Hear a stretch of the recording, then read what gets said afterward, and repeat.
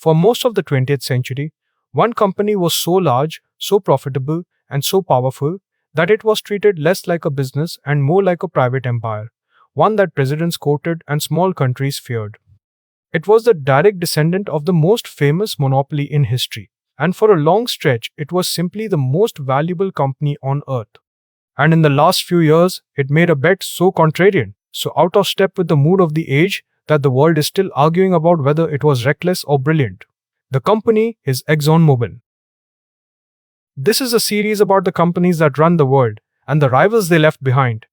Today it is ExxonMobil, and its story is not really about having the cheapest oil or the cleverest technology. It is about a certain kind of iron discipline and a willingness to be deeply, publicly unfashionable.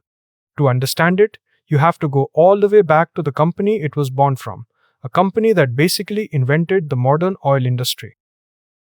That ancestor was Standard Oil, John D. Rockefeller's creation, which in the late 1800s grew so dominant that it controlled the overwhelming majority of oil in the United States. It was the classic monopoly, so powerful that, in 1911, the American government took the extraordinary step of breaking it apart, by law, into dozens of separate companies. And here is a twist that tells you something deep about this industry. Two of the largest pieces of that shattered monopoly were the ancestors of Exxon and of Mobil, which, decades later, simply merged back together. So consider what a company like ExxonMobil actually does, that makes it so different from a state giant that simply sits on cheap oil. It does everything, all the way along the chain. It explores for oil in difficult places all over the world. It pulls it out. It ships it, refines it into petrol and jet fuel and countless chemicals, and sells it. This is called being integrated, controlling the whole journey from deep underground to the pump, and Exxon has long been considered the most ruthlessly well-run operator of that entire complex machine. That reputation rests on a culture that is almost legendary in the business world for its discipline. Exxon is famous for being coldly rational about money, for demanding that every single project clear a high bar of profitability, for refusing to chase fashionable ideas just because everyone else is.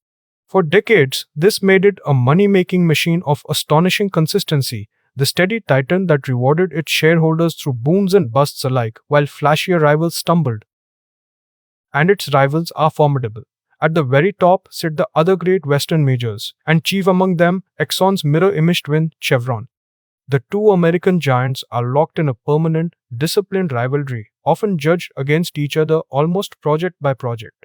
Across the Atlantic are the great European majors, Shell and BP, enormous in their own right. Together, this small group of integrated giants has, for a century, formed the private half of the world's oil industry, sitting alongside the state-owned national companies. But in the last decade, a deep split opened up inside that club, and it is the heart of the story. The European majors, Shell and BP, under intense social and political pressure, began loudly promising to transform themselves into broader energy companies, pouring money and publicity into wind, solar, and a future beyond oil. They wanted to be seen changing with the times. And Exxon, along with Chevron, largely refused to follow. It kept its focus stubbornly, squarely on oil and gas. This was not a quiet disagreement. Exxon was heavily criticized, seen by many as a dinosaur, dangerously ignoring the future, clinging to a declining product. The pressure grew so intense that in 2021, a tiny activist investor with a spectacularly small stake managed to do something extraordinary. Backed by some of the giant index fund managers that quietly own so much of corporate America, it won several seats on Exxon's own board, explicitly to push the mighty company to take climate change more seriously. It was a stunning shot across the bows. And then the world changed, in Exxon's favor, at least for a while. Energy prices spiked dramatically, and suddenly the disciplined oil giant that had refused to abandon its core business was posting some of the largest profits in corporate history, while the European rivals who had rushed toward renewables found that pivot painful and expensive, and began quietly to warp parts of it back. The dinosaur, it turned out, had read something about the near future more accurately than its fashionable critics. Now, it is important to be fair about what that does and does not prove.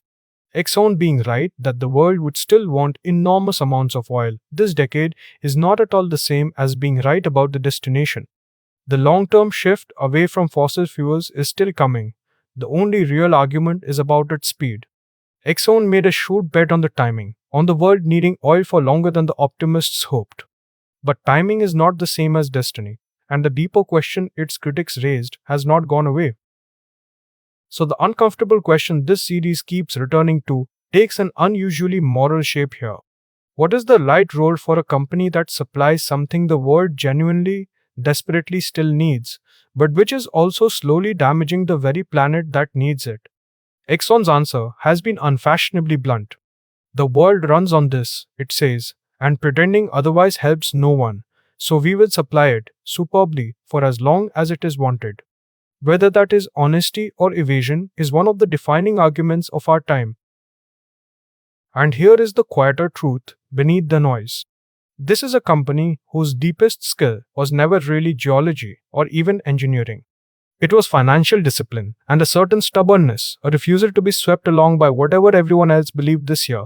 Its rivals chased approval, Exxon chased returns. And it turned out that being willing to be hated while remaining coldly, relentlessly focused on the numbers was itself a kind of superpower. And that is the deeper lesson, in one of its harder-edged forms. Power in this world does not always go to the most loved, or the most forward-thinking, or the most in tune with the spirit of the age. Sometimes it goes to the one with the nerve to hold an unpopular position and the discipline to keep executing while the world calls it a fool. ExxonMobil, descendant of the greatest monopoly ever built, is still standing, still enormous, precisely because it was willing to be the most unfashionable giant in the room.